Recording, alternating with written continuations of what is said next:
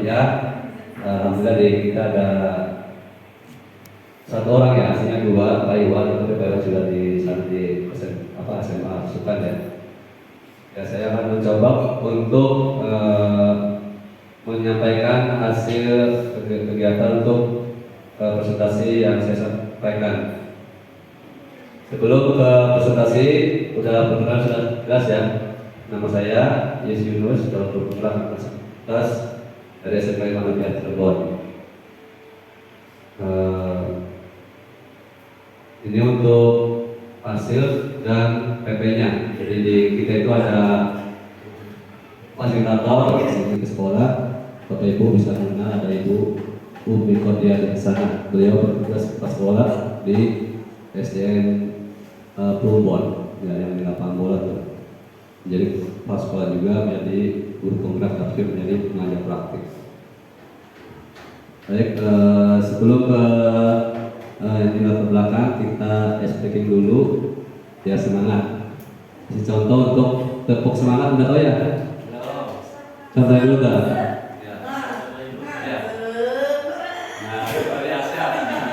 Bisa ya? Siap? Tepuk semangat.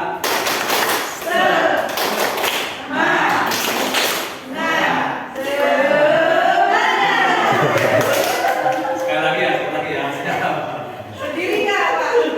Berdiri atau duduk aja? Berdiri. Ya, sekali siap. Ya, paling ya. Tepuk semangat. Semangat.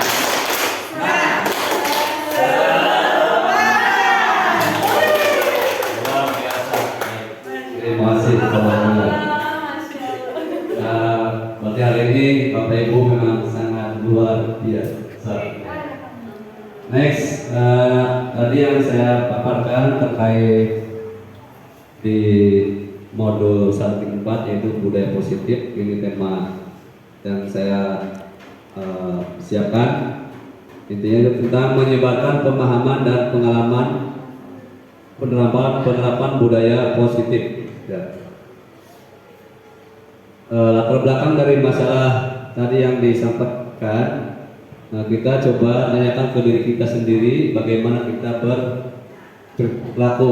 Mengapa kita melakukan segala sesuatu?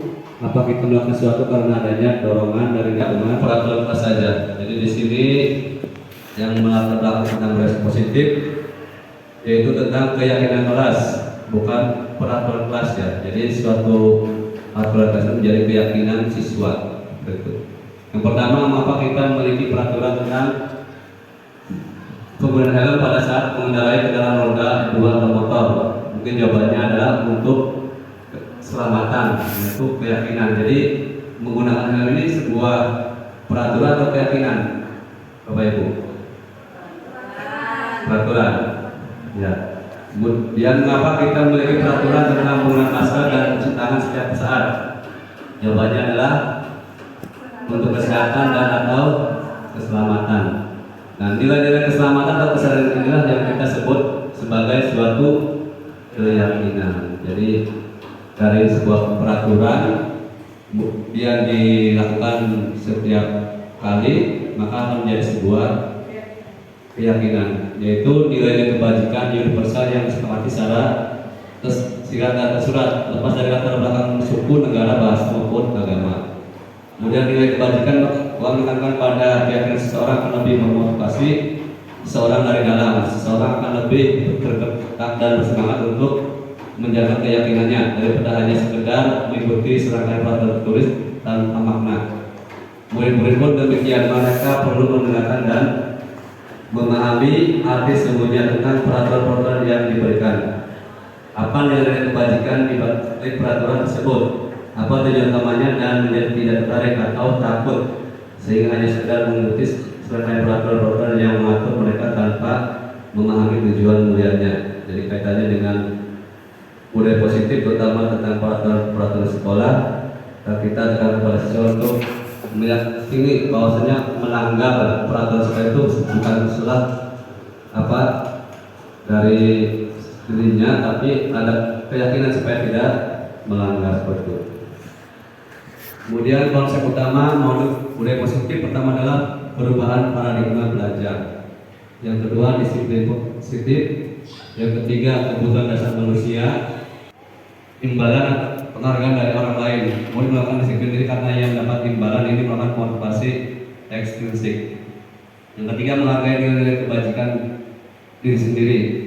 Murid melakukan disiplin diri karena sadar akan nilai kebajikan dirinya. Ini merupakan motivasi intrinsik. Nah, ini ada 3 yang menjadi dorongan motivasi supaya perilaku manusia itu bisa berubah. Jadi ada 3. Kemudian kebutuhan dasar manusia yang pertama adalah kita bertahan hidup, kedua ada kasih sayang dan rasa diterima, kemudian penguasaan, kebebasan dan kesenangan. Ini kebutuhan dasar manusia, kebutuhan pokoknya. Dan konsep disiplin dengan identitas gagal. Pertama ada hukuman, kemudian penghargaan. Hukuman biasanya menyakitkan, tidak nyaman, murid takut, memaksa, murid menyembuhkan kesalahannya, murid menjadi rendah hati. Kemudian penghargaan yang dirinya tidak efektif, merusak hubungan sifat diri, mematikan kreativitas, menghukum sistem ranking, merampas hak, menghargai dirinya.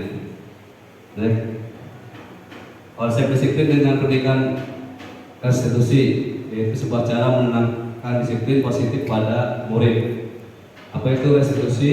Restitusi adalah proses menciptakan kondisi bagi murid untuk memperbaiki kesalahan mereka sehingga mereka bisa kembali pada kelompok mereka dengan karakter yang lebih kuat. Menurut Gosen tahun 2004. Ciri-cirinya apa restitusi? Yang pertama bukan menghapus kesalahan, namun belajar dari kesalahan. Kemudian memperbaiki hubungan, tawaran bukan paksaan, menuntut untuk melihat ke dalam diri, mencari keputusan dasar yang mendasari tindakan, fokus pada karakter, kemudian bukan tindakan, penguatan dan fokus pada solusi. Ya, ini untuk konsep disiplin. Perbedaannya apa?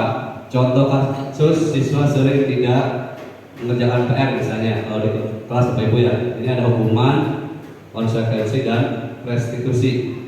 Hukumannya apa? Hukumannya guru menghukum siswa tersebut hormat bendera selama 10 menit, guru marah dan murid menjadi takut. Nah, ada anak yang tidak mengerjakan PR, akhirnya gurunya dihukum.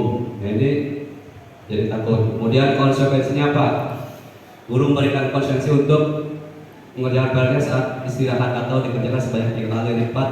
Guru tegas dan siswa menghormati peraturan. Nah, kemudian restitusinya guru menanyakan keyakinan atas kelas atau dirinya dan membantu siswa menyelesaikan masalahnya. Kemudian guru terbuka dan siswa menghormati dirinya dan orang lain. Dan ini ada perbedaan antara hukuman, konsekuensi dan restitusi. Ya. Kemudian 5 porsi kontrol restitusi, yaitu pertama menghukum, 2 membuat rasa bersalah, 3 teman, 4 pemantau, 3 porsi manajer. Ada 5 porsi kontrol untuk restitusi. Ini ada keyakinan kelas. Mengapa keyakinan kelas? Mengapa tidak peraturan kelas saja? Nah, mengapa kita memiliki peraturan tentang penggunaan helm pada saat mengendarai kendaraan roda 2 atau motor tadi ya, yang sudah untuk keselamatan? Mengapa kita memiliki peraturan tentang penggunaan masker? Nah, untuk kesehatan tadi yang sudah disampaikan untuk keyakinan kelas. Kemudian kegiatan membuat keyakinan kelas. Pertama, guru bersama siswa membuat keyakinan kelas. Kemudian merumuskan peraturan menjadi keyakinan, berdiskusi merumuskan keyakinan di kelas. Jadi sebelum terima pelajaran nanti biasanya ada kesepakatan dulu sebelum pembelajaran dimulai. Bagaimana pembentukan keyakinan kelas? Pertama, lebih abstrak dari peraturan, kemudian berupa pernyataan universal dibuat dalam bentuk positif. Alasannya kenapa?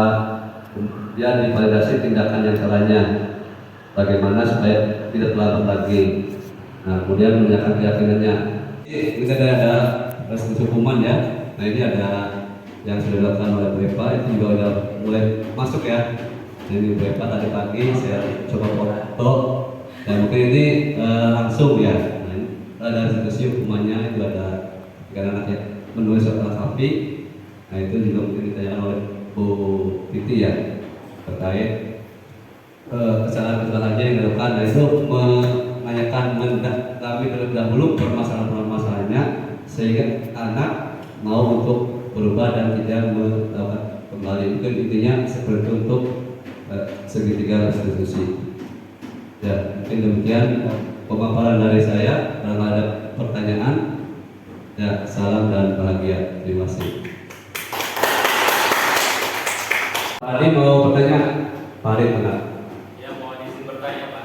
Ya. Ini terkait dengan keyakinan, membuat keyakinan di kelas.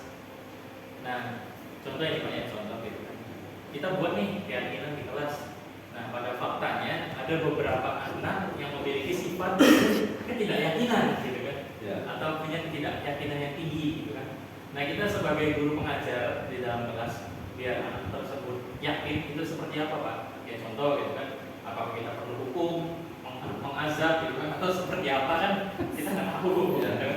Jadi mohon untuk dijawab. Ya, terima kasih Pak Akir untuk pertanyaan tentang keyakinan kelas. Nah, tadi sebelum ada keyakinan kelas, biasanya disepakati dahulu untuk sebelum pembelajaran, Pak ya. Nah, biasanya kita membuat dahulu apa itu kesepakatan kelas.